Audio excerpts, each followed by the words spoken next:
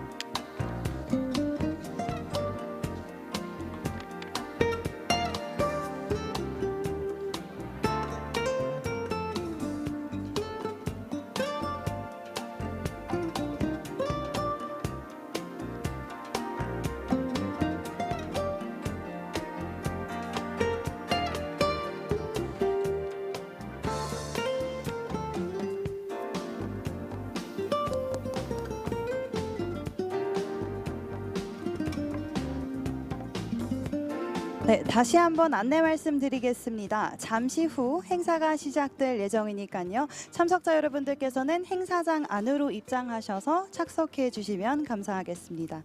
Ladies and gentlemen, the event will begin momentarily. I'd like to ask all participants to enter the hall and be seated. Thank you very much.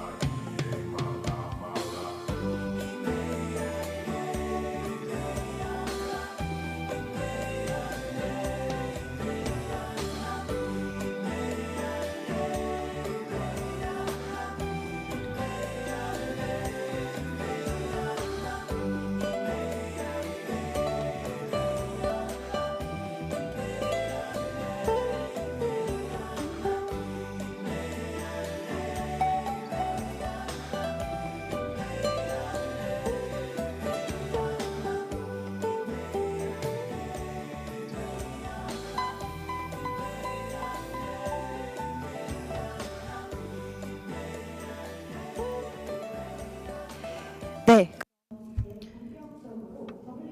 We will now begin with the World Climate Industry Expo's Urban Summit's Carbon Neutral City Conference. Good afternoon. Welcome to the World Climate Industry Expo and to Urban Summit's second session of Carbon Neutral City Conference. I will be your MC today, and my name is Jo Jin-kyung. It is nice to meet you. I would like to extend my heartfelt gratitude to the distinguished guests and companies and participants from universities and research centers related to smart city and environment and others. Let me go through today's program. This conference is the second part of Urban Summit, and it's Carbon Neutral City Conference. I believe it will be an informative and thought-provoking session, and I will briefly introduce the symposium.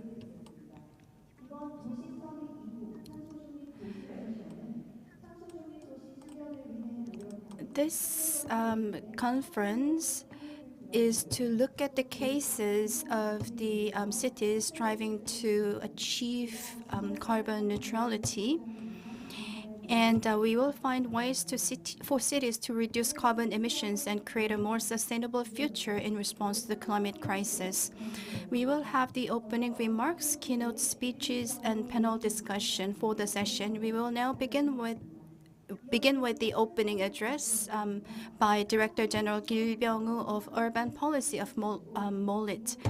Following on, floating cities creating habitat solutions that adapt to climate change will be presented by Mr. Matteo Pietro Bell, CTO of Oceanics. And the second presentation will be Carbon Neutrality in Copenhagen, Innovative Ideas and Success Stories, delivered by Professor Kim Norman Andersen of Copenhagen Business School. Last presentation will be on how to develop a healthy youth trait, delivered by Ms. Erlyn Mulder, Senior Strategist in Utrecht. Then we will have a panel discussion moderated by Dr. Jo Dae-yeon, Senior Researcher at Kaya, with the three presenters and Professor Song Jae-min of Seoul National University Graduate School of Environment and Professor Chung Ju-chul of Urban Engineering at Busan National University. As we have renowned speakers to the session, I hope it will be a valuable time and you will get lots of information of global cases of a smart city. Without further ado, we will get started with the Carbon Neutral City Conference of the Urban Summit of WCE 2023. We will first invite Director General Gil Byung-woo of Urban Policy at MOLIT. Please welcome him with a big round of applause.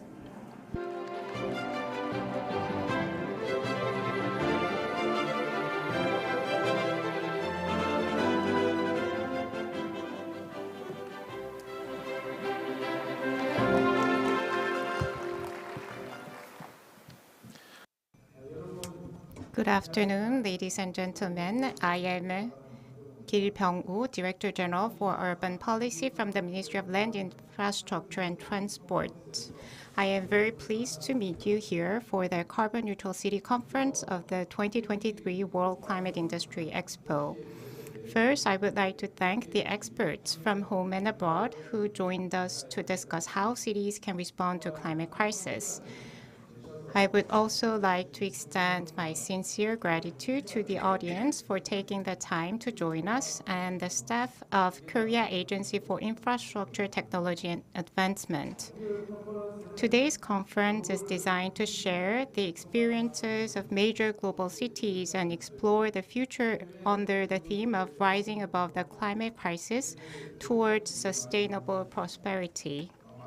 I am sure that the prototype model of the floating city, which will be presented by Oceanic CTO Matteo Pietrovelli, and the examples of Copenhagen and Utrecht, which will be presented by Professor Kim Norman Anderson from Copenhagen Business School and Ms. Elaine Mulder, Senior Strategist for Urban Development from the City of Utrecht, will inspire us and as examples of how to become a carbon neutral city. The climate crisis is one of the most serious issues facing the world and cities are major emitters of greenhouse gases and the most affected at the same time. So it's up to the cities to become carbon neutral and find sustainable solutions. We need to explore and implement innovative solutions in areas such as transportation, energy, and architecture.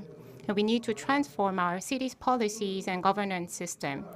The Ministry of Land, Infrastructure and Transport is supporting the creation of smart cities and hydrogen cities that can respond to climate crisis. Various smart solutions for carbon reduction, such as power trading services utilizing renewable energy, have been established in Jeju and Gwangju. And hydrogen cities are being built in 6 cities, including Pyeongtaek, Dangjin, and Gwangyang, starting with the hydrogen pilot cities in Busan, Jeonju, and Ansan. In addition to this support, various policies are being promoted, such as the transformation of the urban planning system to achieve the goal of carbon neutrality, and establishment of carbon spatial map that shows the carbon emissions generated by cities. However, despite the government's efforts, there are still challenges and issues that need to be addressed. I hope that today's conference will give us the opportunity to discuss these challenges and share our experiences and knowledge and inspire cities around the world to work together to create the city models of the future. Thank you.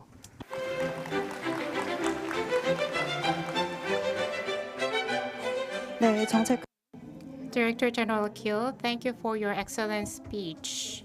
Mr. Kill spared his invaluable time to attend this meeting, and he extends gratitude for all the audience. And he introduced us with the policies implemented by the Ministry of Land, Infrastructure and Transport. I hope that you can be this conference can be insightful for all of you. Let's begin the session. The first presentation will be made by Mr. Matteo Pietrovelli, CTO of Oceanics.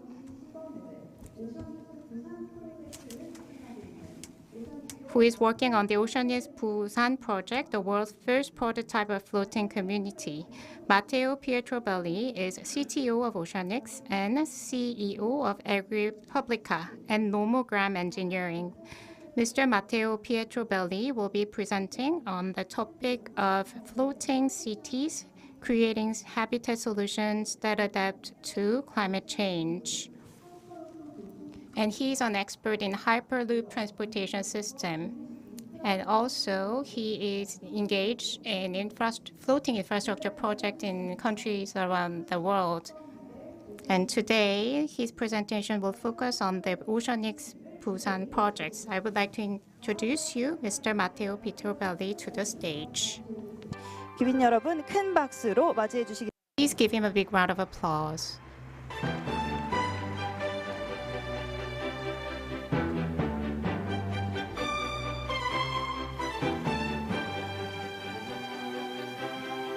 Thank you. Thank you for having me.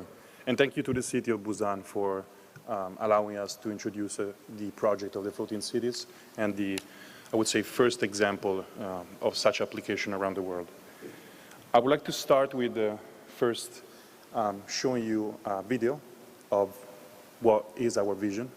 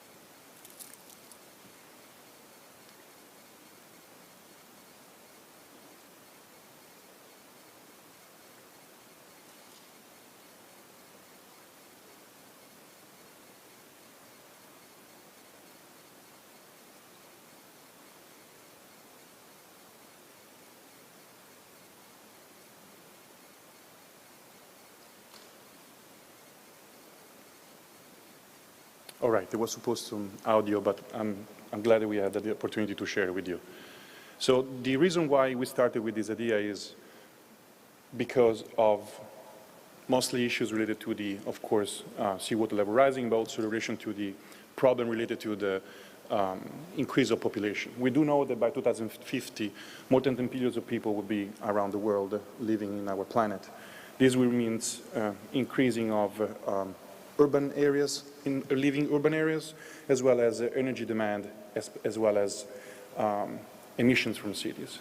Just to have an order of understanding of what we mean by that, the situation will look like almost adding the City of London every 2 months for the next 35 years in terms of emissions, and as well as in terms of footprint and square footages of area. And this is just in addition to the fact that the construction industry represents almost 50% of the global carbon emissions.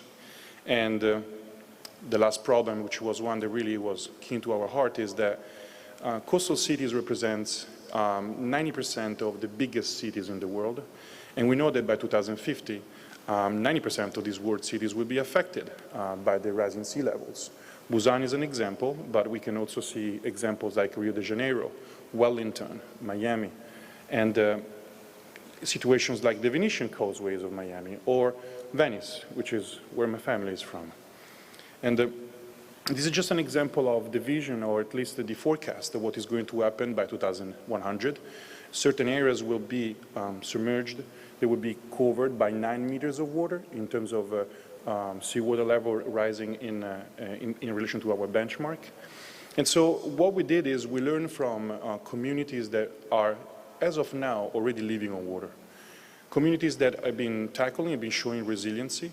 And in addition to these communities, we learn from other sustainable initiatives around the world, such as the drone cities or the climate cities or the waste city, focus on specific sustainable individual sustainability efforts. And really by learning also and improving and taking inputs by the ESG goals, and by leveraging the ESG goals, raising the bars in order to reach full sustainability for all of the systems that are related to urban habitat, such as energy, water, waste, mobility, food, and habitat regeneration. And really what we did is we started also learning by communities, or learning from people. And in addition to that, we also start to learn from nature. And therefore, what we did is, by collecting all of these different efforts, all of these different information, we decided to try to find a solution that was also scalable in size in order to accommodate a project and a vision that would be able to support more than 26,000 people living on the water. And the result is a sustainable and flood-proof solution that is adaptive, it's scalable, it's reconfigurable, and it is able to adapt to all of the evolving needs. And really, by doing that, our design channels the flows of the energy and the water and the waste and all of the other systems into a very sustainable maritime metropolis. So the question is, how do we do that?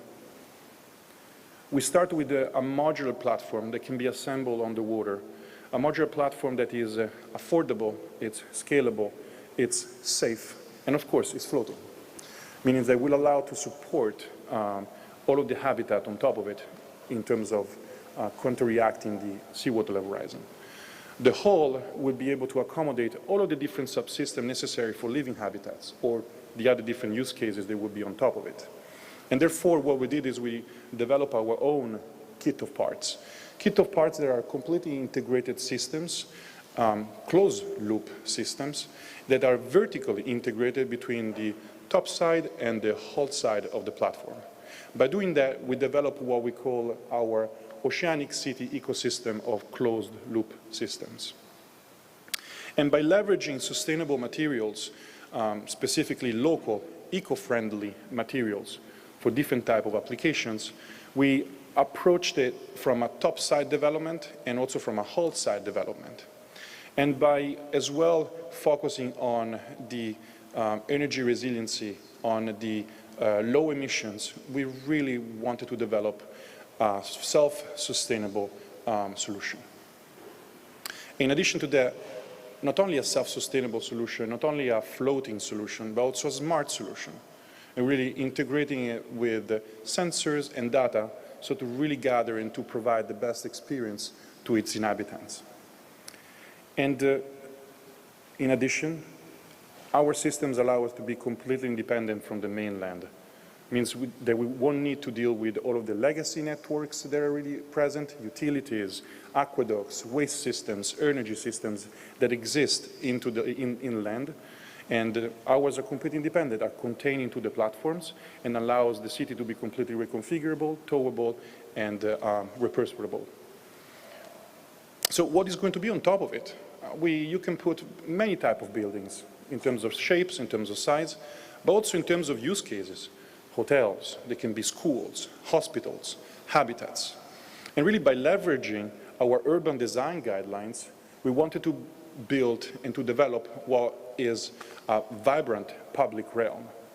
And so just to give you a glimpse, this is just an example of the platform program section for the living space with the fully integrated system vertically on the top side as well as on the hull side.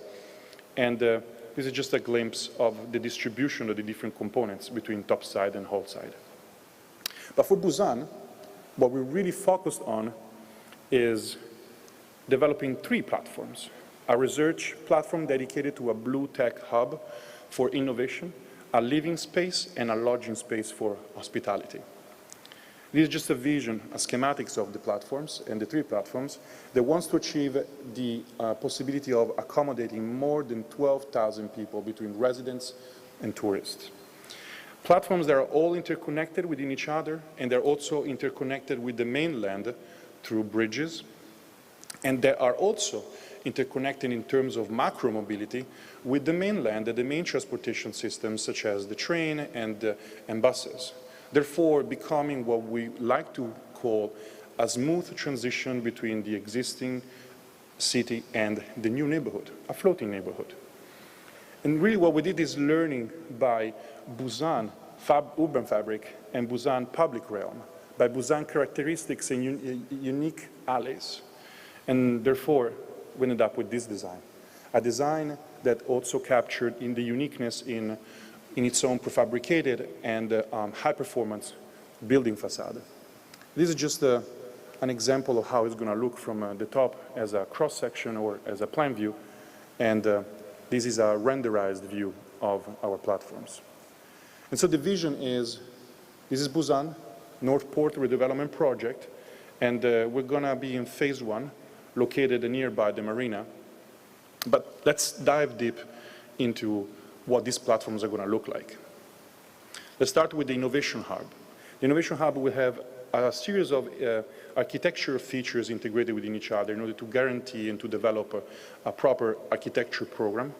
An architecture program that will be also integrated vertically and horizontally with data in order to become the first smart innovation hub focused on tackling climate change and ocean and blue tech issues from around the world.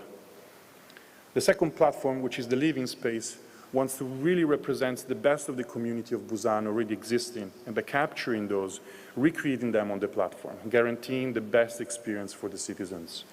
And by adding the layer of data, by creating a more safer and a digital system that will allow to also have a better experience for the citizens.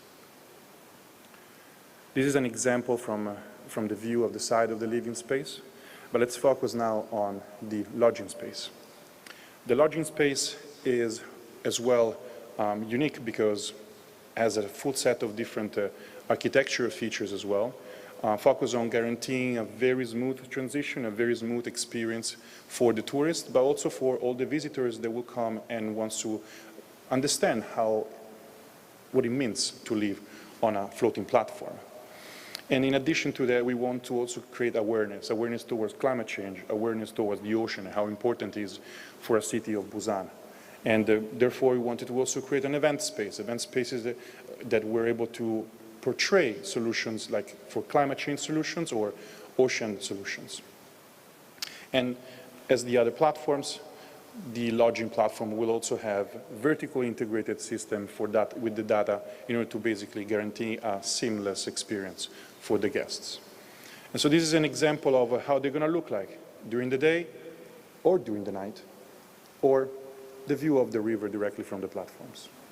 In addition to that, we wanted to add to the platform what we thought was very characteristic of Busan, which is something that represents the regenerative approach, something that represents the communal approach, as well as the mobility part.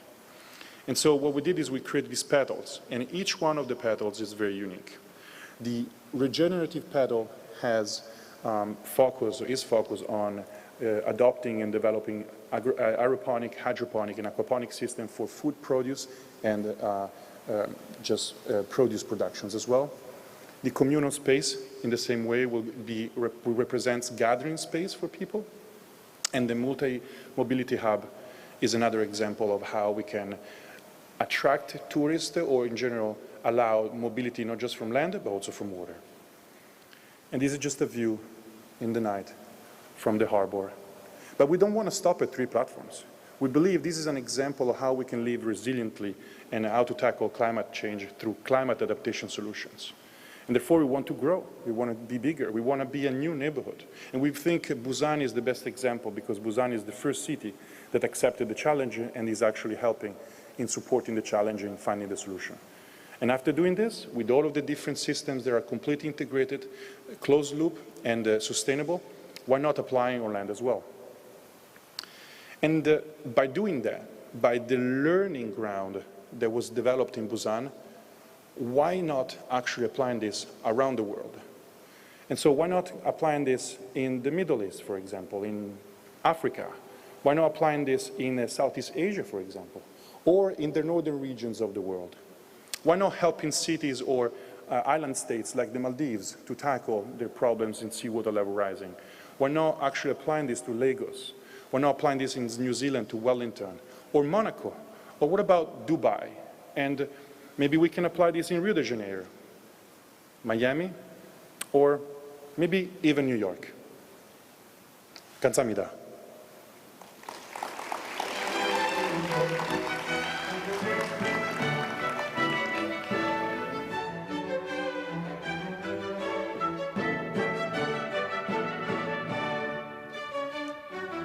네, CTO님. Thank you, Mr. Pietrobelli, for your insightful presentation. And the city that is adapted to the carbon neutrality, and I believe Busan will be one of the best fit cities for this case. And thank you for sharing the good case. Next, we will have Professor Kim Norman Andersen of Copenhagen Business School presenting us on carbon neutrality in Copenhagen, innovative ideas and success stories. Professor Andersen is the director of IT program of Copenhagen Business School, and he is a professor of smart city and robot technology. He has served as a visiting scholar in Asia, the US, and Europe, participating in various international cooperations and joint research projects to have advanced technology adopted to realize the government visions. Let us welcome him to the stage with a big round of applause. To the stage. 귀빈 여러분, 큰 박수로 환영해 주시기 바랍니다.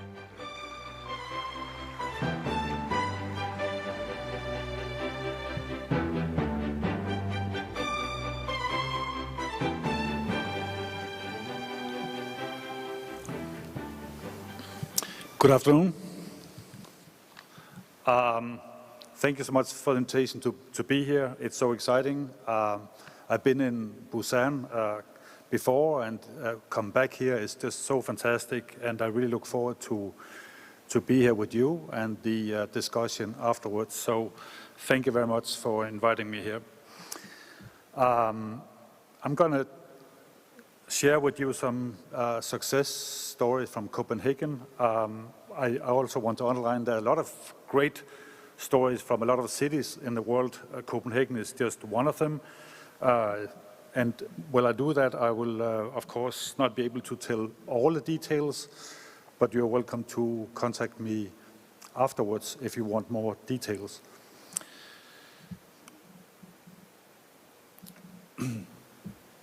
So between Korea and Denmark, there's a long tradition of collaboration, actually more than 60 years of collaboration, of diplomatic ties between Korea and Denmark. So not only do we share history, but we also share a lot of common interest and characteristics with regards to carbon emission, like shared goals of reducing carbon emission, but we also compete about being the best or the most digitalized country in the world. So sometimes Denmark is ranked top in the most digital country in the world. Actually, many more times Korea is ranked higher. So we have a lot to learn from Korea in terms of how to use technology. You're much better than we are, but we might be also a bit different in how Korea is using technology.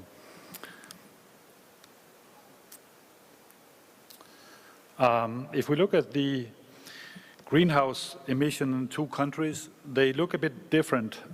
In Korea, which you see on the, I believe it's the right-hand side for you, electricity and heating is on the very top. In Denmark, it's transportation, agriculture that lead to most of the emission. Copenhagen, the one interesting thing about the emission from Denmark is that it's been reduced quite dramatically since the 1990s.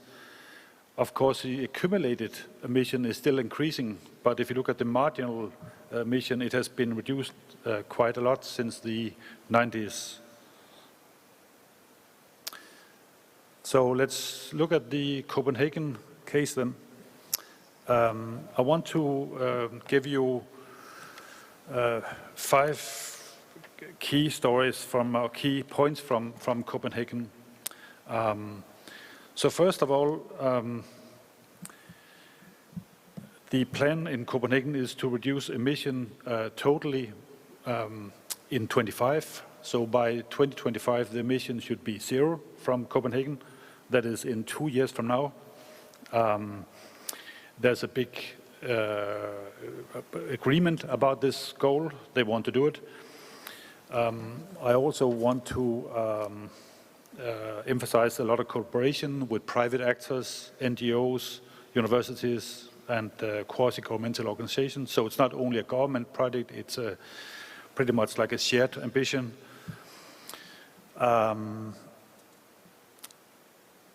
Part of the story is not actually reducing the emission as such by less consumption, but also capture the smoke from the waste facilities in Copenhagen.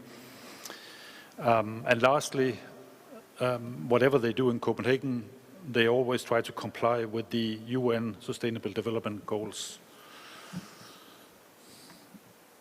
Right. So here are some images from what I'm going to tell you about in a bit. They're not as fancy as the images you saw before. Maybe that's indicate that I'm a professor, not a salesperson, but I hope you live with it. So let me just move forward.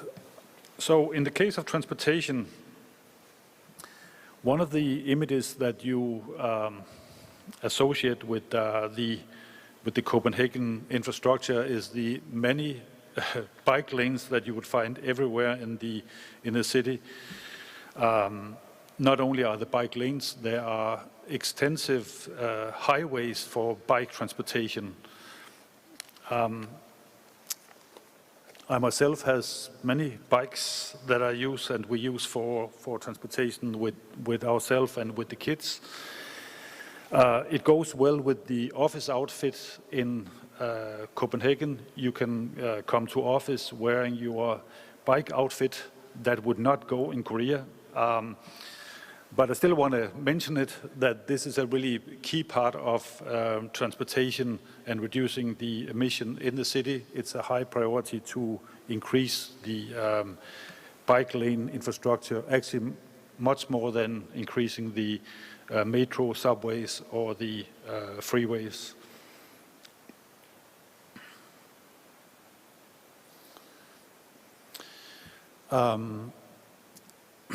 Similar to what we saw before is the idea of having more efficient energy and put part of it in Ireland is very strong.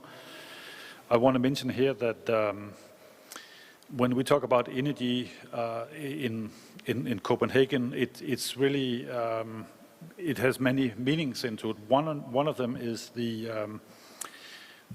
central district heating or centralized approach to district heating, but there's also a clear policy of district cooling. And I think that's a unique thing to highlight, that when we think about electricity, it's not only for heating the houses, it's also about cooling the machines in industry and part of the service sector too, computing and so forth. And I think that is a unique thing to mention, that they are quite successful in that area of combining heating and cooling in the policy and implementation. They also are very strong in putting up standards for buildings and for material handling and machinery for construction. The massive innovation we have seen in battery production, battery capacity, mainly happen outside the country.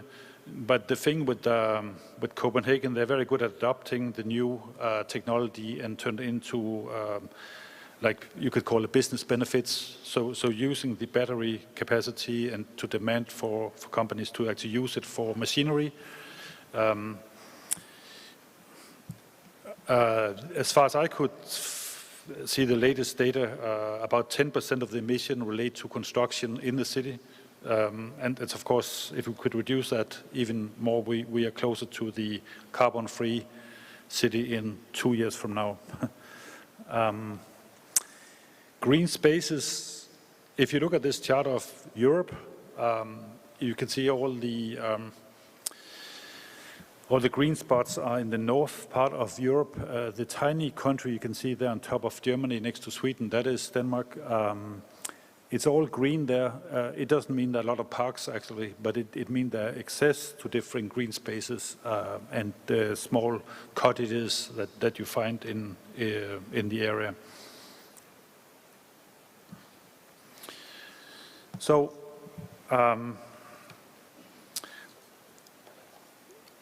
the resource center of Amager is a waste treatment facility. So during summer and winter, I have taken my kids to downhill skiing training at this roof of the waste management facility. During summer, there's no snow, but you can still ski there. It's prepared for it. During winter, there is snow. And I think this is a really interesting way of integrating waste treatment facilities with urban living. So it's right in the middle of the city. And it turns into like an amusement park. I think this is a unique thing to do. Most of the time we put waste treatment away from the cities. We put them out in the outer skirts of the city. We don't want to deal with it. I think this is interesting because it also have a awareness building of kids that the waste we are producing, that it also need to be taken care of. In this case, they not only have the exhibitions in it, but they also have this idea that you can go and play there on top of the waste management facilities. What they also have done at this facility is they have started putting technology for carbon capture and storage. They are not so successful as planned so far. They did anticipate it to be ready already this year. It is delayed, but the ambition is still there, and they might going to be delayed by another 2 or 3 years. They are moving ahead. The big problem here is the scaling and the readiness of the technology for deployment. It's getting there. They're also working on carbon capture and storage elsewhere in Denmark. Let me mention in the North Sea, where they try to fill the gas spaces with captured carbon emission, and it seemed to be very successful. The first licenses have just been rewarded.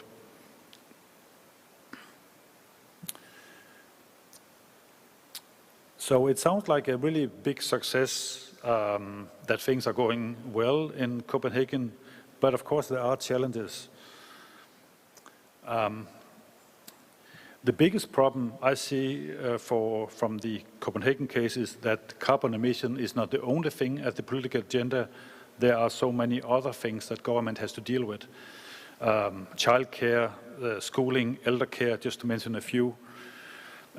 To get enough budget in government is a challenge in Copenhagen like anywhere else. We need to solve that globally, and maybe we can discuss it in the panel discussion of how to solve this issue. It's really a big problem.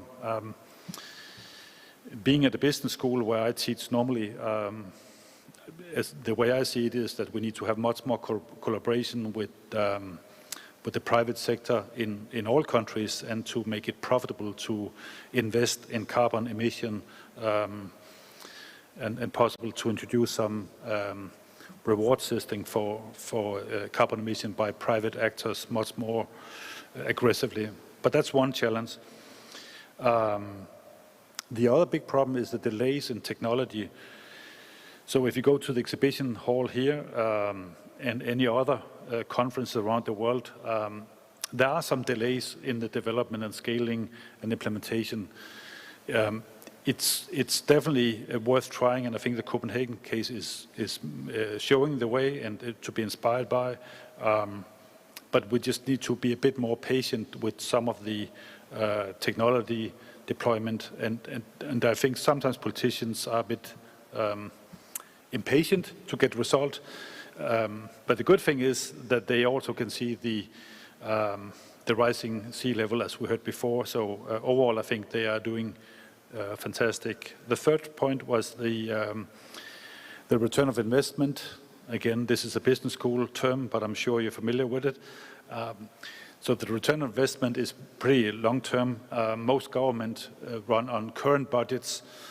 So that's also an issue. And then the last challenge I would point to is the many levels of government in Europe. I think Korea is probably better in that sense. Copenhagen belong to a state government. They also belong to EU level. So a lot of consensus things that need to be in place for some of the problems. Great. I'm just saying there are some challenges, but don't let that take away from looking at some of the examples I gave you, and we can discuss them. Right. So just to round up, so I think that the take home from this short introduction is that there's a very proactive strategy in Copenhagen, carbon neutral by 25. It might be a bit delayed, but the policy is very clear. They want to make it. Renewable energy is big time. And you can see it physically from your harbor area in Copenhagen, both the renewable energy sources of windmills, but also the waste management thing that I mentioned. The sustainable transportation, like bike lanes stuff, is a really big thing.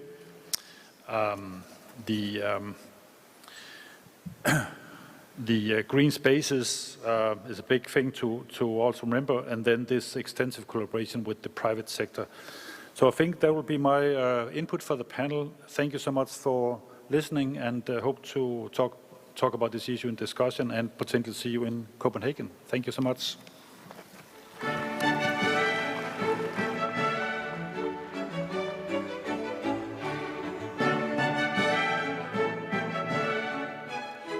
Thank you, Professor. Wonderful presentation. 네, 좋은 사례 공유해 주신. Thank you, Professor, for your excellent presentation. Thank you once again. Until 2025, Copenhagen set up its ambition to achieve carbon neutrality, and I hope that the Republic of Korea could reach our goal of carbon neutrality as well. And next, moving on, we have the final city case. We have the next speaker standing by to present the final city case. We have Erling Mulder, Senior Strategist for the City of Utrecht. She is an advisor to the City of Utrecht and other cities around the world. She joined us online, and thank you so much for joining us despite the huge time difference. The topic of today's presentation is developing a healthy Utrecht. She's online now.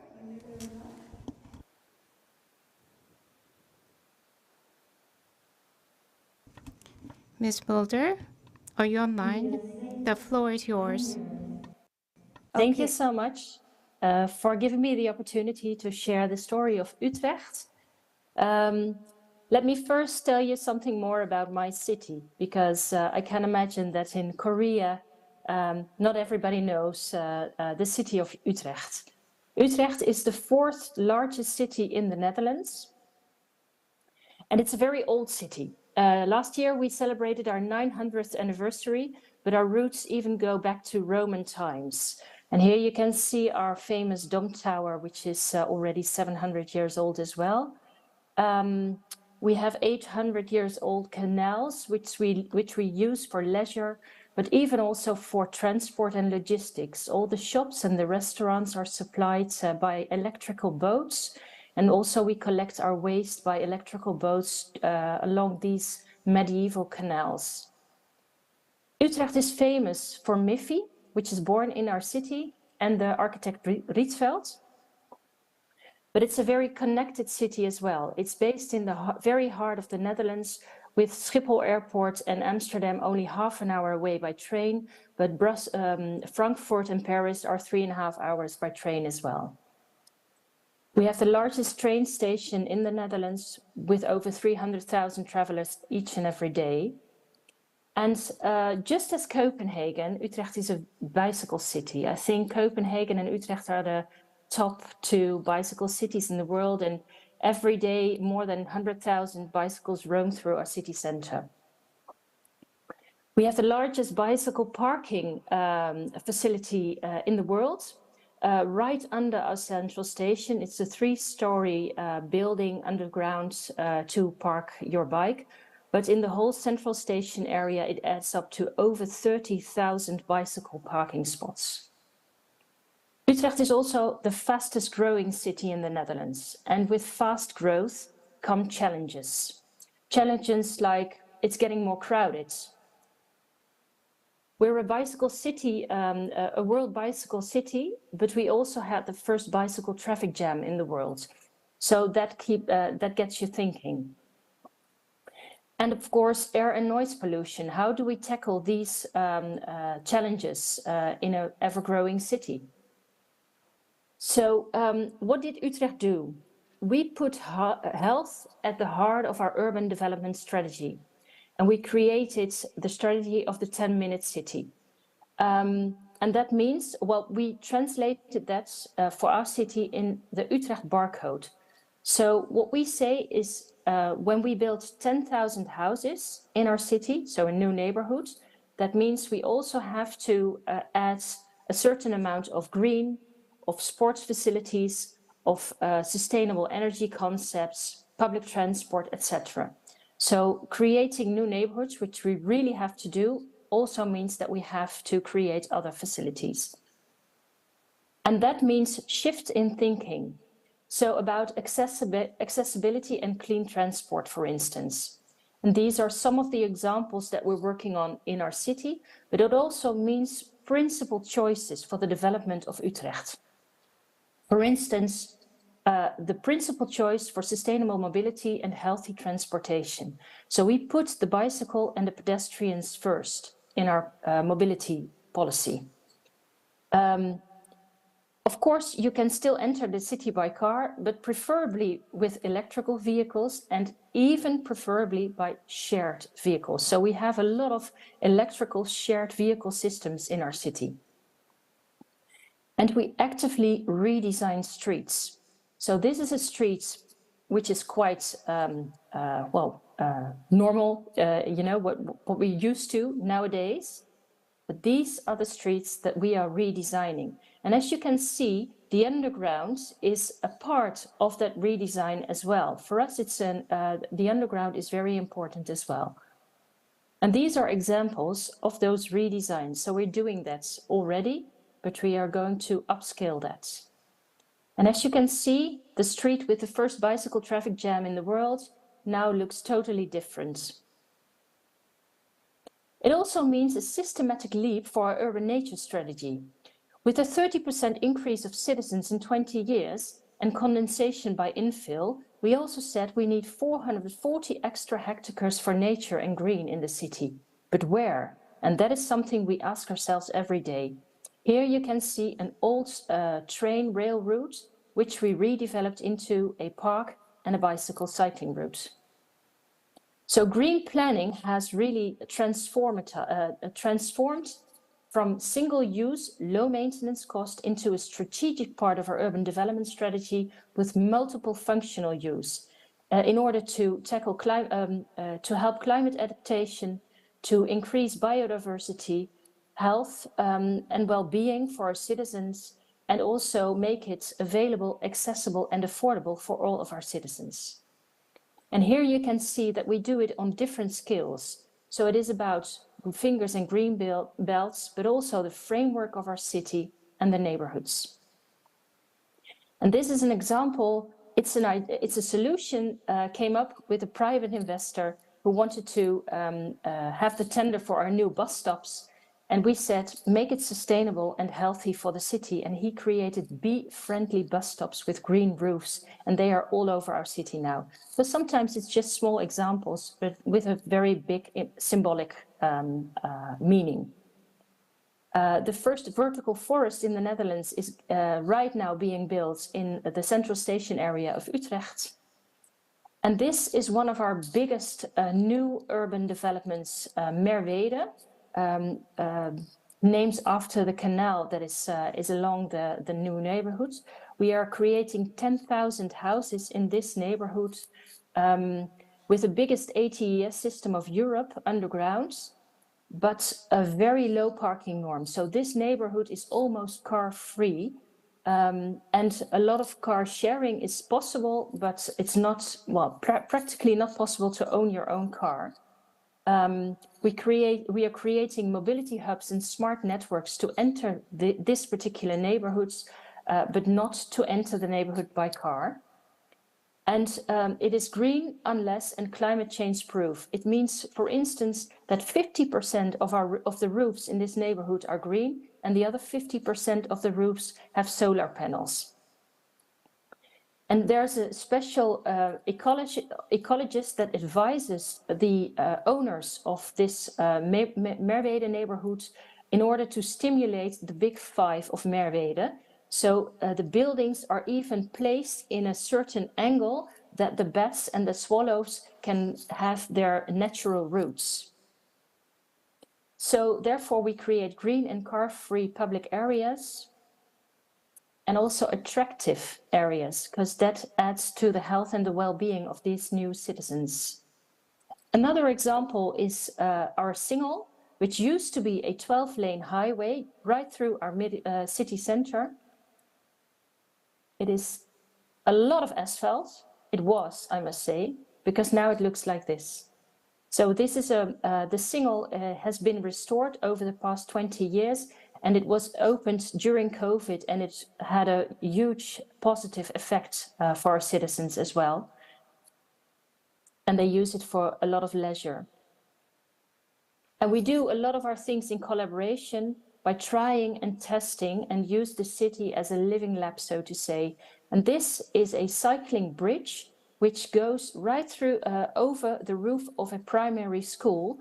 And at first it was too steep to make the bridge. So somebody came up with the idea to make a big curve. So now it's not only it's a transport route, but it's also a very nice design. Thank you for your attention.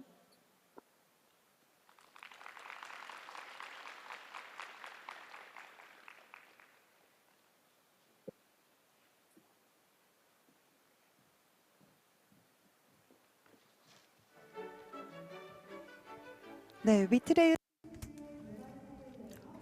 Thank you for your presentation. Through green planning, the city has turned into a very healthy city. Thank you for sharing your wonderful case with us. Now the keynote presentations session is over, and it's time to move on to the panel discussion. And please wait a second until the stage is prepared. And this meaningful event is held in Busan metropolitan city. As you may have felt during your stay here, Busan is equipped with the state-of-the-art infrastructure. It is a safe and nice city, and with this wonderful view and infrastructure, Busan is the largest port city in Korea. And the world is now eyeing on Busan, which is preparing to host the 2030 World Expo. And I hope we will be able to see you again in the 2030 Expo in Busan. I think the stage is ready for the panel discussion. Let me introduce our panelists. Well, we'll have to wait for the microphones to be prepared.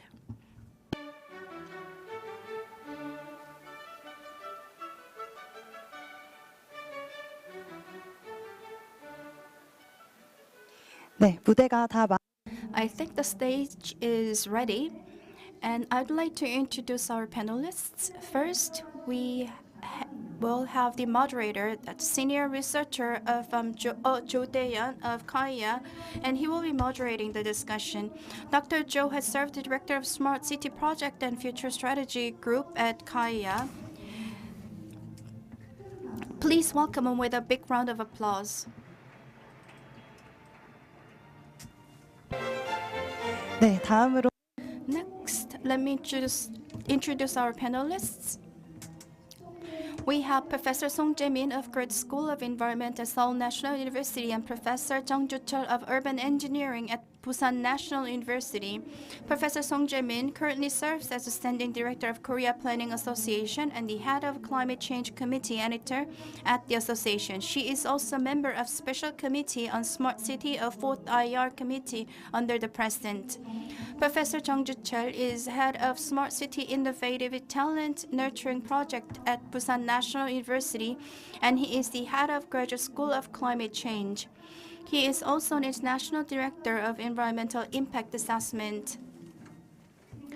We will also invite our keynote presenters to the stage for the panel discussion. Mr. Matteo Pietrobelli and Professor Anderson, please come up to the stage for the discussion. 박수로 맞이해 주시기 바랍니다. Please welcome them with a big round of applause. We are also joined by Ms. Mulder online, who was our last presenter.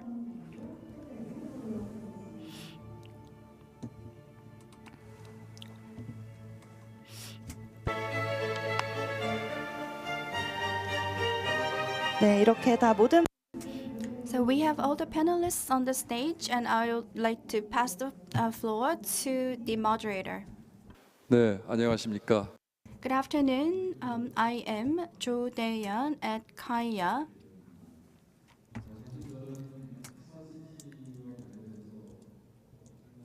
I've been long working on lots of projects related to smart city, and recently, rather than smart city, my focus is on the carbon neutrality and climate change. Amid this environment, it is my honor to have this kind of conference in this wonderful city of Busan. It is my honor to moderate this session. And all the panelists have been introduced, and I would like to try to listen to the comments of our panelists.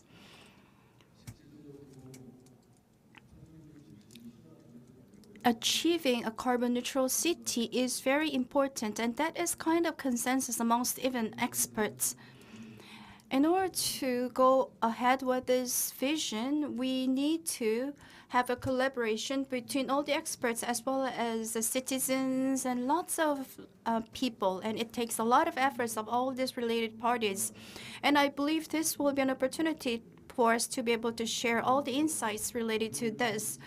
주제에 대해서 So we had 3 presentations. So I'd like to ask for their comments, ask our panelists for their comments. Well, I'll give each panelist about 3 minutes. First, I'd like to ask Professor Song to give us your comments on the 3 presentations. 네, I am Song Jae-min. I have been introduced already, and I would like to thank for inviting me to be here today. While listening to the presentation, I guess all of you felt the same. In case of Copenhagen and Utrecht, I really wanted to visit there, and I am sure that you might feel the same. So regarding the first presentation, the Oceanics BUSAN project, I would like to share my thoughts on that. While listening to the presentation, I could see the history of humanity is the sum of challenges and fighting back. Well, as we are facing the climate crisis, we are making a lot of attempts, and those attempts are very innovative and create a lot of opportunities for us. And these kind of innovations are something that was unthinkable before. And in going forward, it will present us a sustainable options. In case of Oceanics project, these kind of pilot projects are very important because it shouldn't stay as a prototype or pilot project. It should be scalable, and it should. So scalability is very important. And I think as Oceanics project is based on modular approach, it has strength because it is scalable. The concept of Oceanics is very new. Therefore, in going forward, we need to think about the planning and engineering. In the process of engineering, not just from scientific aspect, we need to think about the needs of the citizens who will live there. We need to see the lifestyle of the citizens and the habits of how people live. I think we need to spare a lot of time thinking about that. In addition, we saw the real cases of Copenhagen and the city of Utrecht. While listening to the model cases, I could see some similarity and differences between those cities and Korea. While establishing carbon neutral city plan, what's important is to assess which location is the biggest emitter within the city and which policy will be most impactful. We need to think about the scale of the city and characteristic of the industry and the city fabric and so on. Those are the important in determining the success of the carbon neutrality plan. And I could summarize 3 approaches while listening to the presentation. And a carbon neutral approach can be summarized into 3 steps. One is reducing the consumption. And I could find that during the 2 presentations. And second is the renewable energy source, using the renewable energy sources, such as eco-friendly mobility and so on. And lastly, third, we need to have carbon capture technology and create green space. And the second speaker mentioned about carbon capture technology, which is yet to realize, but I think those kind of things are very important. In case of Korea, we try to make a 10-minute city and bicycle roads and local heating system and so on. But depending on the cities, the success of each policies and initiatives are different depending on the city. So we need to think about those things. We need to think about the context of municipal cities and so on. In that context, I think today's conference was very important because we could share different cases, different model cases, and could see the traits of each cities and challenges that each cities face. And active discussion on that is very important, I think. Thank you. Thank you. Well, when you talk about cities, we can go on and on. So I think we are going to have to integrate all the ideas after having all the discussions. And Professor Anderson also mentioned we need a comprehensive discussion, and we're going to wrap it up later. And following on, I'd like to ask Professor Chung for his comment.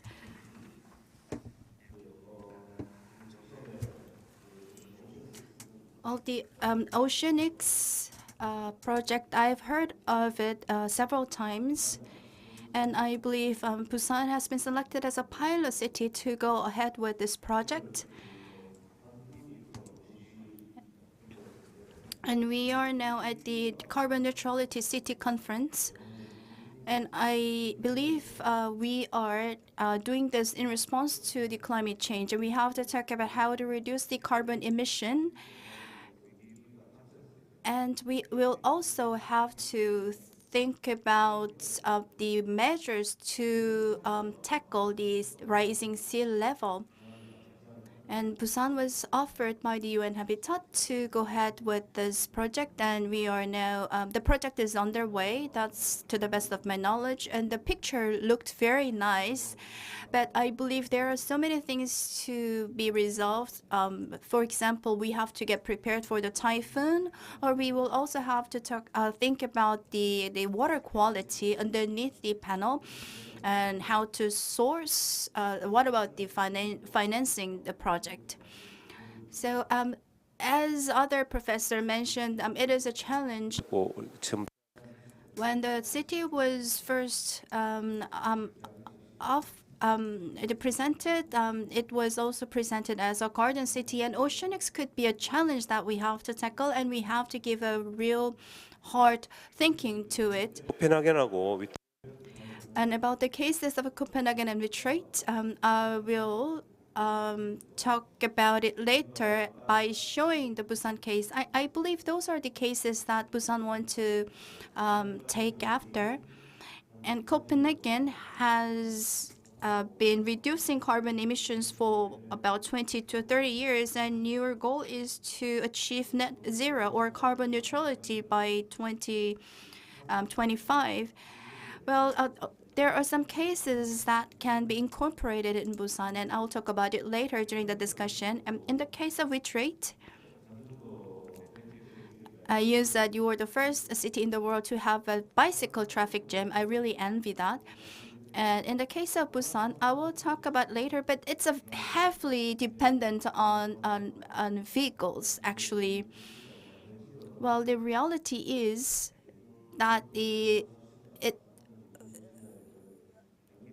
we are now at the crossroads to become a public transportation friendly city or a passenger car friendly city. But I believe we are moving towards the vehicle centered city or dependent city. And I really envy that your population is increasing by 30%, and our population is decreasing, whereas the carbon emission is rising. I think that's the point we have to also discuss. Thank you for your comments. Later on, we will give you the floor again so that you can make comments. And moving on, I would like to pose my question to Mr. Matteo Pietrobelli. While listening to the Oceanics case, it was a floating smart city prototype, and I could see that it was an extension of the mainland or creating a new infrastructure, and I think it is a middle of the extension of mainland and a new infrastructure on the sea. And I'm not sure whether it can pose a solution to the climate change era, so I would like to pose this detailed question. So cities around the globe face tough challenges when it comes to climate change and carbon emissions. So what do you think is the most difficult in terms of global effort for carbon neutral city. There are cities on the ground, so we need to think about the relationship with the mainland and so on. And I would like to know how much we should invest in order to create one. And do you think it will be able to address the climate crisis using that? Do you have the confidence to that? That's my question. All right, thank you so much. The idea of oceanics and the reason why it started is because we were trying to find a solution for a very specific set of problems, which are mostly related to the coastal cities, and therefore related to the biggest threat, which is the seawater level rising. And because seawater level rising and overpopulation are thoroughly integrated, they will be also even more integrated by the need of creating housing and allowing for new place to live for potential climate refugees. The idea of the floating city was, or the idea of the floating habitat or floating infrastructure was born as a solution of embracing water instead of retreating from water. In relation to this being the silver bullet solution that can be used everywhere, this is not something that can be used absolutely everywhere. This is not a solution that will fix everything. This is not a solution that will solve climate change. I believe this is a solution that can really help tackling climate adaptation. I do believe that if we're not prepared to address early on what are the risks and the different scenarios that can come out of seawater level rising and overpopulation, and as well as carbon emissions, I believe we're going to find ourselves too short of time. And coastal cities do represent some of the biggest cities in the world. In the 25 biggest cities in the world, 17 are coastal. And I think it becomes a priority to understand, or it becomes a priority to focus ourselves on absolutely tackling climate change and therefore find a way to mitigate climate change. But I also believe it is important, and we owe it to the citizens of the world, as professionals, as politicians, as professors, as academics, to actually find and propose a solution that can help them also in case of tackling climate adaptation. That's what I think it is. 네. Then, adding on to that, I have additional question to that. And the mankind is facing climate change, and we have the model to cope with this. And a lot of people talk about Neom City of Saudi Arabia as a new vision city, and as a competitor to this Neom City, Oceanics could be a competitor. And there must be some technical requirements for these. And what can you compare the approaches of Neom City and Oceanics? What is the biggest difference between the approaches between Neom City and Oceanics? Well, this is a very interesting question, because as Oceanics, you can imagine that by all of the visibility that we had so far, we were able to communicate with actually the city, the Neom City, and specifically the Oxagon development program.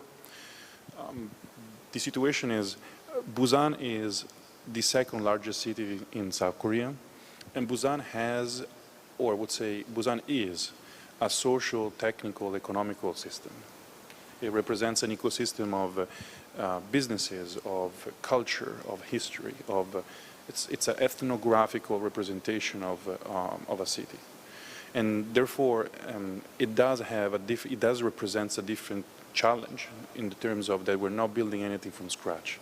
We're just trying to find a solution as a sort of a plug-in to an existing city, a plug-in to an existing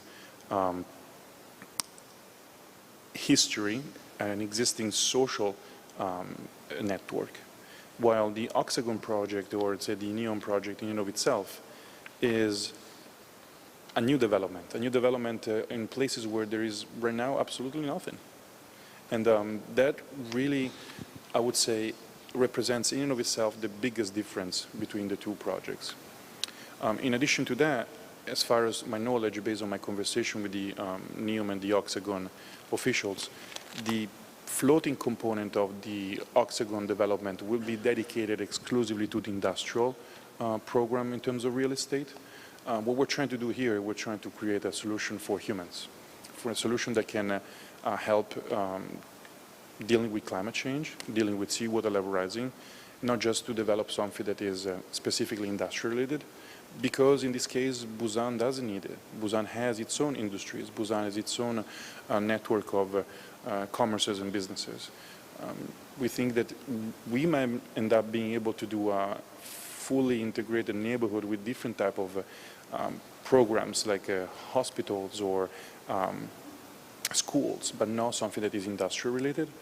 NEOM and Oxagon has the advantage of having a blank slate, starting completely from zero, and therefore they dedicated and allocated most of the, I would say, the living spaces on land, and they have a different solution for the industrial part and the commercial part on water. And also let's talk about the fact that Busan in front of it has a very big sea. The NEOM and the Oxagon are very much constrained in a calm, so to say, sea, which also presents different challenges and different requirements for the solution. 말씀하신 그 피에트로 Mr. Matteo Pietrobelli, what mentioned by Mr. Pietrobelli, I would like to summarize after the panel discussion, and I would like to designate my question to Professor Anderson. 좀더 잘 아시. So as you know, Copenhagen is a bicycle-friendly city, and it is the city where bicycles are used most frequently. And I believe it takes up about 35% of transportation. And I believe the mindset of the people in Copenhagen is different, and it is very mature. So do you believe that was, I think that was the driving force behind the success of the city?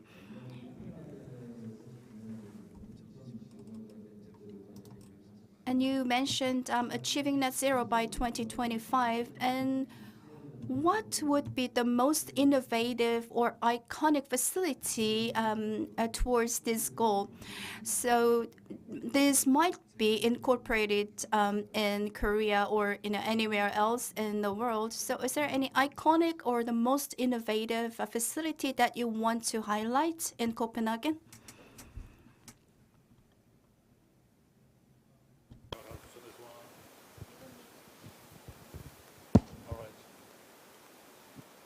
Is that better? Yeah.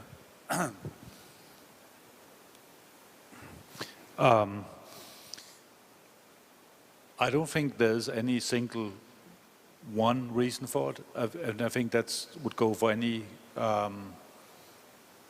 government, local government at least, that there's not like the floating cities or the floating windmills or the bike lanes or the carbon storage. So I think it's more like a combination of many things you have to do at the same time, like what we call like a portfolio of carbon neutrality techniques. So I think that's really true in Korea, and that's true in Denmark, and I think all our countries. There is no single thing that can do this trick.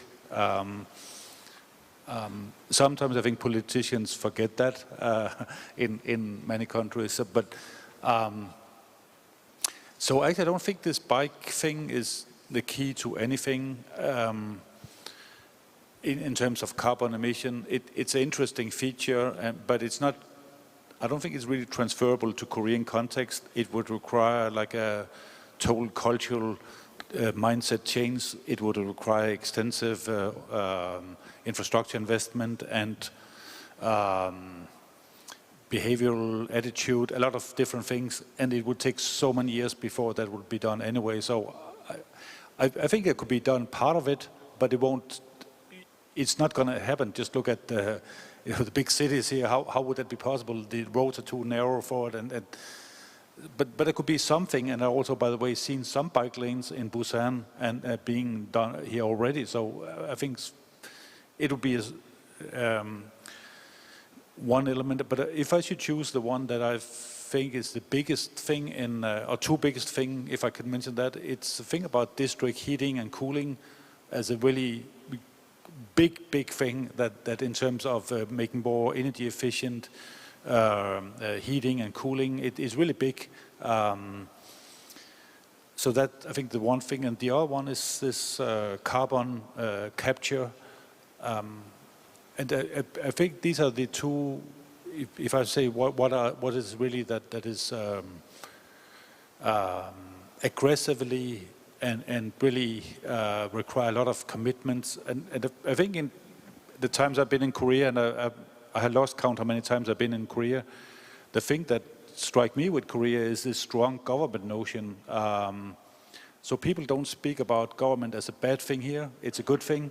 And I think we share that in the country I come from. That government is not something you hate or something you want to get rid of. You see it as like a collaborator. There are other countries where there's a different attitude to that. But so, and I think actually the power of Korean government on the city level is also stronger here. So in a way, taking like determined decision and, we want it type of thing, it is maybe in a way more feasible here than in a lot of other cities or countries. So I think sort of combination of commitment and using the power of government in Korea would make it a lot more likely. What is a problem then in Korea is, of course, the industry pollution, and that is a problem in Denmark too. The household pollution is one thing. Like people commuting back and forth is one issue, but the big thing is industry pollution. And so Korea is industry exporting country with, and so there's this competitive issue. The more you regulate it, what about their competitiveness? And it's a little bit different in my country. Most of the industry is like services now, and all the industry products are produced in Asia, not only Korea, but also neighboring countries. So sometimes we forget about this Utrecht, Copenhagen, and us, that they had taken away a lot of the industry polluting thing to other countries. So it's sometimes a bit easier for these countries to say, wow, we reduce it, but the industry is different.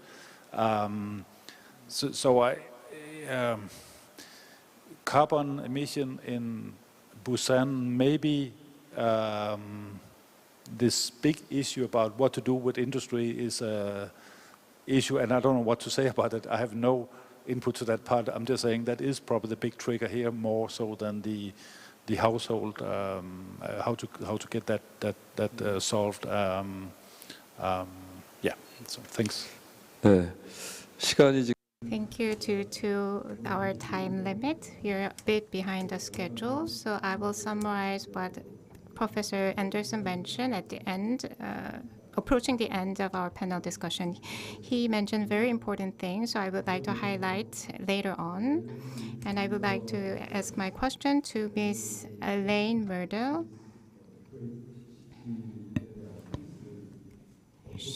Ms. Elaine Mulder explained us about the case of the city of Utrecht.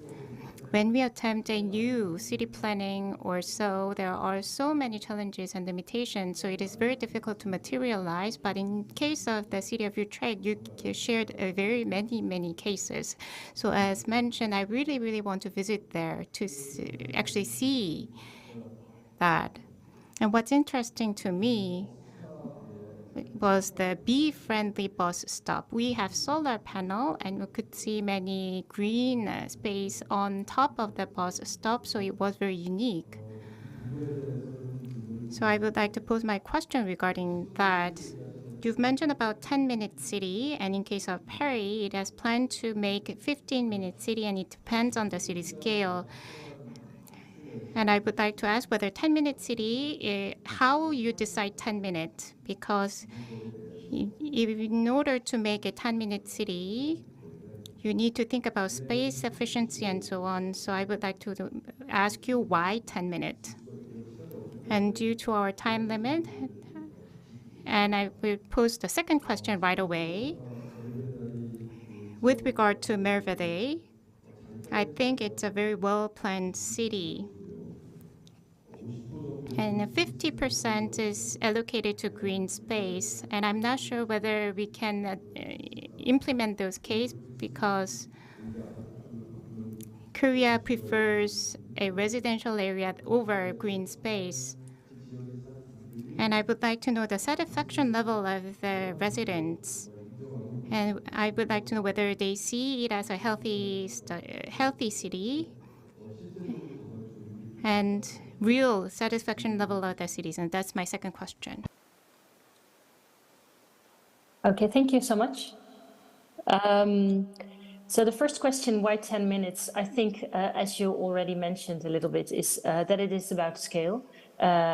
Compared to Busan or Paris, Utrecht is quite small. And so we translated the concepts to our own city.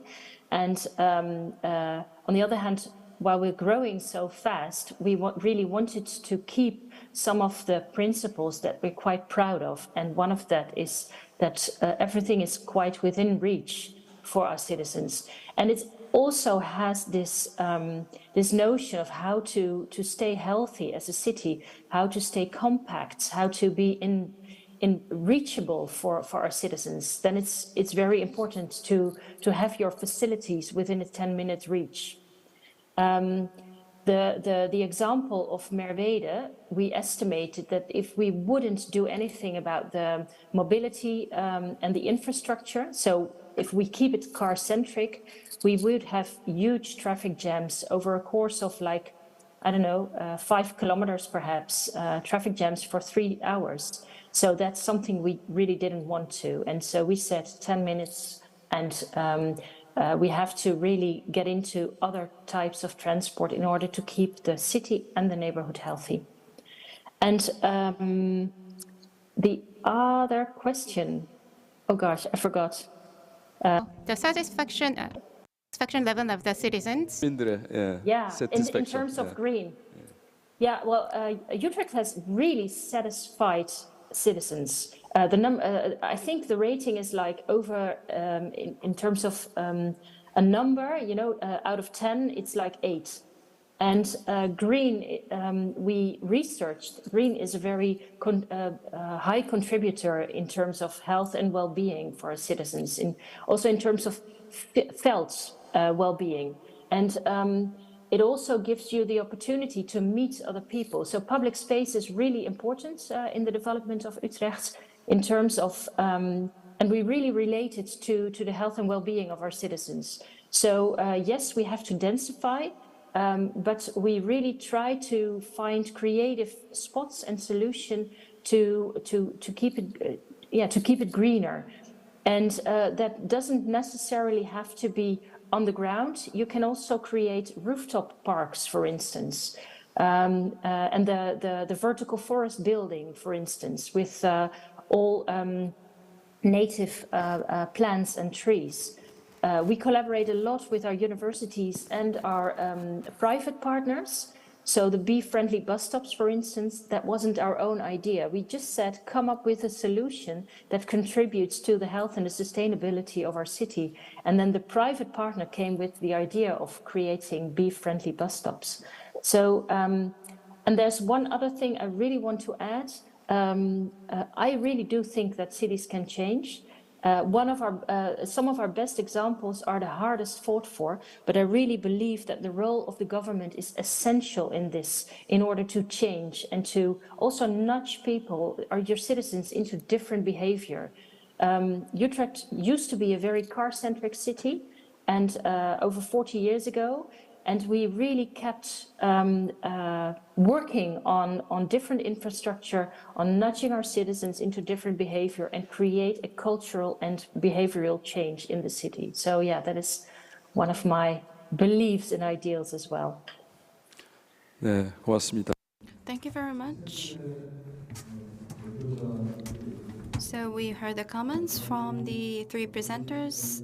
We have very little time left with us.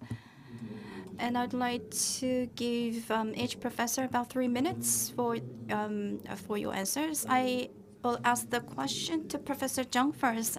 I'll ask a question about the Busan's case. And let's talk about the key challenges and development directions for carbon neutral cities in Korea. In the case of Busan last year, Busan declared that it will achieve carbon neutrality by 2050, and the national goal is to reduce the carbon by 40% by 2030. And Busan's goal is more aggressive than that. I was in charge of the head researcher to develop this goal. Let me introduce Busan.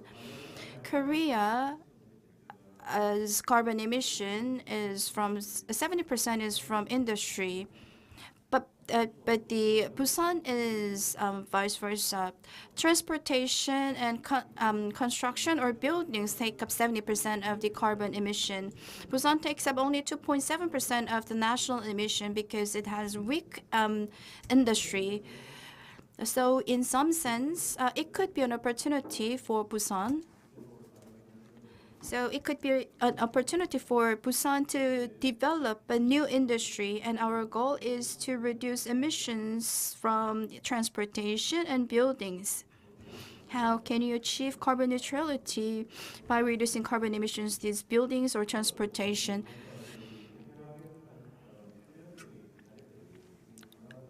And I believe the cases of Utrecht and Copenhagen gives us a lot of insights.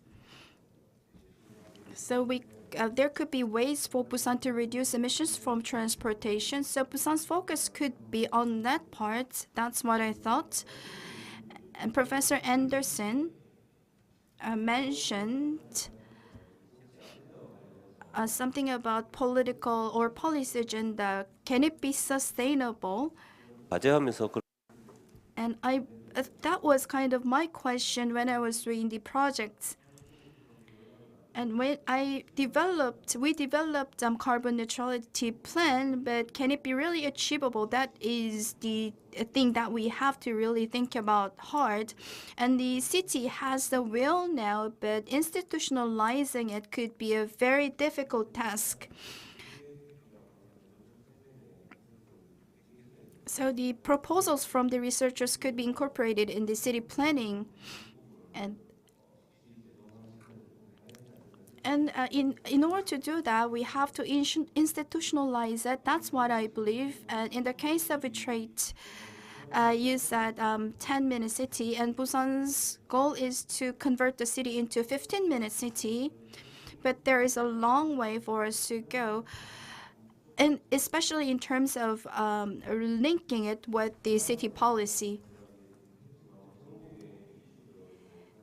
Well, I don't think this is only confined to Busan only, but I believe all the cities around Korea could share the similar issues, like Chungnam or Gyeonggi-do area where the power plants are concentrated. It could be a different story, but other metropolitan cities around Korea could be facing similar issues, and I believe this may pose as an opportunity for those cities to transit to another type of industries.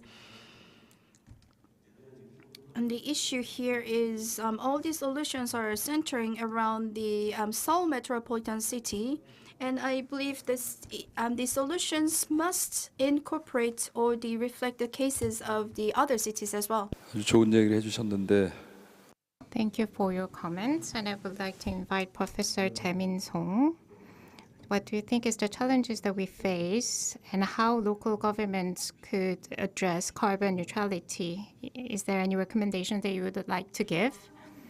I think there is no one answer, no absolute answer. We need to think about various things. I can summarize into 3. Although I have time limit, but I would like to mention 3 points. First, as you all know, we have Carbon Neutrality Act, and municipal government need to establish their own carbon neutrality plan. But carbon neutrality target is a very quantitative target. If you emit some amount of carbon dioxide, then you need to have a plan to reduce certain amount of CO2.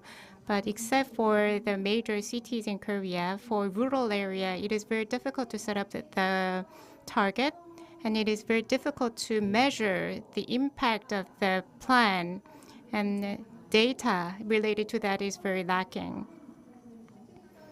We have many policy initiatives. In case of the city of Utrecht, there are some plans that works for the city of Utrecht, and there are some plans that work for Copenhagen, and we need to find the most impactful plan that works for our cities. And we need to do some studies on that. The Ministry of Land, Transport and Infrastructure are leading various research and development efforts, and in order to materialize, we need some time. However, we need to continue to monitor such efforts. And second point, and while establishing local carbon neutrality plan by municipal government, there are some things that municipal government can do on their own, but there are some things that should be led by the central government. I think what's important for carbon neutrality is transitioning energy consumption. And regarding energy, I think the role of the central government is very important. So the scope of what can be done by the municipal government is not clear. And most recently, Busan, Seoul, and other cities, you see a lot of advancement or development of transportation means. So when it comes to municipal carbon neutrality plan, Busan is not just Busan. We need to think about cooperation with the nearby cities. So I think cooperation between municipal cities and with the central government, we need to have horizontal and vertical cooperation for carbon neutrality. And third point, we have mentioned this several times before. From the municipal government perspective, whether carbon neutrality is the top priority, if we ask that question, the answer depends on who answered this. There are many local current issues, so how much priority or how much importance we are going to give to carbon neutrality is linked with the policy sustainability. So from that aspect, I think not only we should think about economic development, not just environmental friendliness. We need to think about social equality and so on. I think the eco-friendliness should go together with those social issues as well. The city of Utrecht mentioned about the healthy city, the concept of healthy city. And I think in terms of carbon neutrality, when we establish those policies, it shouldn't be just reducing the carbon dioxide emission. We need to think about the economic development, innovation, and opportunities that the city has as well. I think that it can determine the success of the policy that municipal government introduced. That's it for me. Thank you. 네, 시간이 없는 Due to time constraints, I'm afraid we cannot entertain the questions from the floor. Instead, I would like to summarize and wrap up what has been discussed. We are in Busan, and Busan is aiming to host the World Expo in 2030. And it is one of the most representative carbon neutral city, and it is at a very important crossroads. And during the conference, we could deduce several points, important points. When you heard the presentation from Oceanix, what is the difference between Oceanix and the Neom City? And it is a floating city, and it also has to utilize what the city is really good at and scale the project from that. And then Busan City really has to realize what are the strengths of Busan and how can it incorporate the current situation that it has to come up with a plan to achieve the carbon neutrality. It shouldn't just follow others, but it should have a unique model. And from the second presentation by Professor Anderson, I could think that so the Copenhagen and Busan could be different, but Busan's emission from industry is relatively low, but Busan has a huge trade port. We will have to think about how we can support the industry related to the port. Becoming a carbon neutrality could create new jobs, but those are mostly social jobs. It's not from the industry itself, but it's from it could be personalized or inclusive industry that is different from the current type of industry. Then Busan's approach could be this towards this industry, and they have to create the business track, and it should be participated by the citizens. So that's the model that Busan has to really think about. And from the case of Utrecht, a 10-minute city could be dependent upon the scale itself or scalability. Korea likes to be the best in the world, and then we will have to actually balance between the quality and speed. So we have to be patient. As I work on the smart city projects, I feel that as we just focus on technology and the individuality, we can enjoy the variety or diversity, but in tackling the huge or grand issue of climate issue, it's not enough. It's like fighting a big war in the with just infantry soldiers only. So the carbon neutrality cannot be achieved by the efforts of governments only or industry only. It also requires the participation of the people, and we have to gather wisdom, and we can we talked. And Busan is innovative, open, and unique.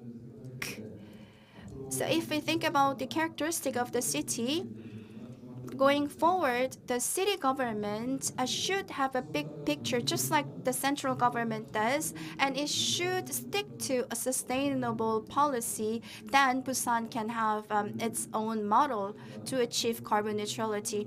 I hope this session has given you lots of lessons and insights, and thank you for staying with us till the end. And I hope we continue this kind of discussion going forward. I'd like to thank our panelists, presenters, for sharing their insights. Thank you. 네, 훌륭한 진행을 해주신 I would like to thank our moderator, Dr. Cho, and all the panelists who have shared their wonderful insight. Once again, thank you. Please go back to your seats. 입니다. Thank you. Please give them a big round of applause once again. 네, 환경뿐만 아니 We talked about the environment, economic development, and local government innovation. So from that aspect, we need to make a healthy city, and we could get a lot of insights from different cities across the globe. I hope that Busan could march the same way in order to achieve carbon neutrality goal. So this concludes City Summit Part 2 Carbon Neutrality City Conference. I would like to thank all speakers from home and abroad and our online speaker who has joined us amidst busy schedule. I could learn a lot through this conference. This concludes the 2023 World Climate Industry Expo City Summit Part 2. Thank you.